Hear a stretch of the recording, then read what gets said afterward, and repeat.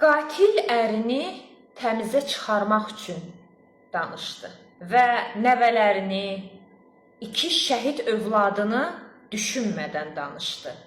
O uşaqlar məktəbə gedir və məktəbdə, küçədə, hər yanda onları tanıyırlar.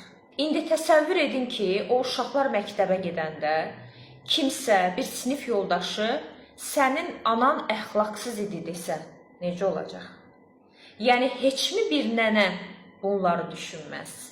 Və onu da qeyd edim ki, ölənin arxasınca danışmaq çox asandır. Nə istəsəz deyə bilərsiniz.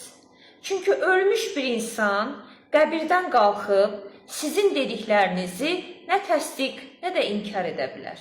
Yəni, məsələ elə deyil, belə olmuşdu da deyə bilməz. Və ortada cavabsız suallar var. Məsələn, niyə 6 il qaynana ərinin yanında yox, gəlininin yanında yaşayırdı? Niyə gəlinin şəxsiyyət vəsiqəsini əlindən almışdılar? Hətta bu qaynananın əgər dediklərini etmiş olsa belə, hansı haqla o gəlinin əlindən uşaqları alıb özünü evdən qovmaq olardı? Yəni, şəhid atası və anası olmaq heç kəsə ürəyi istədiyi hər şeyi etmək səlahiyyəti vermir.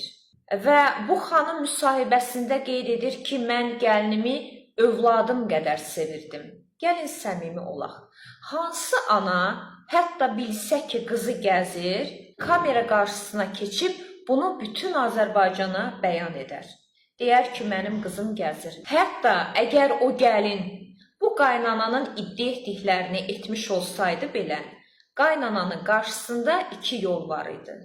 Ya qatil ərini təmizə çıxarmaq üçün danışmaq, ya da nəvələri, 2 şəhid övladı üçün, onların gələcəyi, onların huzurlu həyatı üçün susmaq.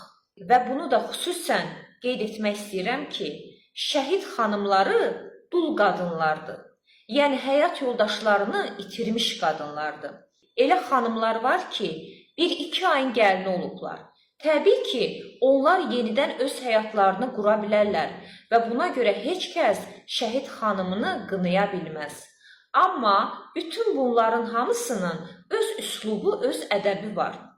Bəli, şəhid həyat yoldaşı statusundan imtina edəcəksən, yenidən öz həyatını quracaqsan. Və son olaraq onu söyləmək istəyirəm ki, bütün şəhidlərin qarşısında baş əyirik. Ruhlarının qarşısında baş əyirik.